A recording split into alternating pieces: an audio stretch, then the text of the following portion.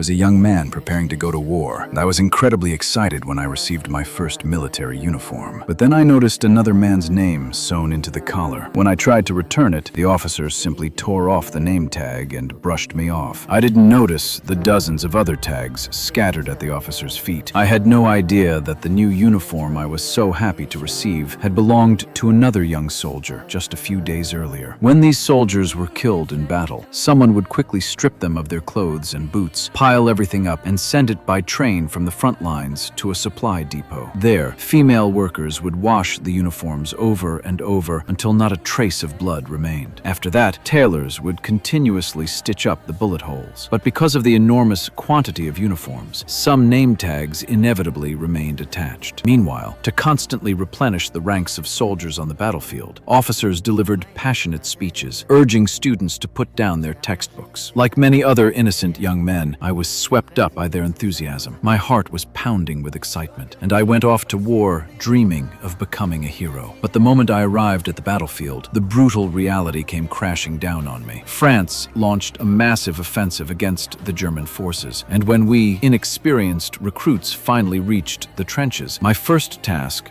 was to scoop out the standing water using my helmet. Shortly afterward, I was ordered to collect the uniforms from fallen soldiers. That was when I finally realized where my own uniform had actually come from. Years later, I had become a hardened veteran. Enemy fire no longer frightened me. I skillfully dodged the French attacks and led my unit in an assault on an enemy trench where we were lucky enough to discover the command post of a French officer. But while I was eagerly eating French rations, the table suddenly began shaking violently, and rats started scurrying in every direction. We immediately realized that something had happened. When we hurried out of the trench, everyone froze in shock. And that was the movie All Quiet on the Western Front.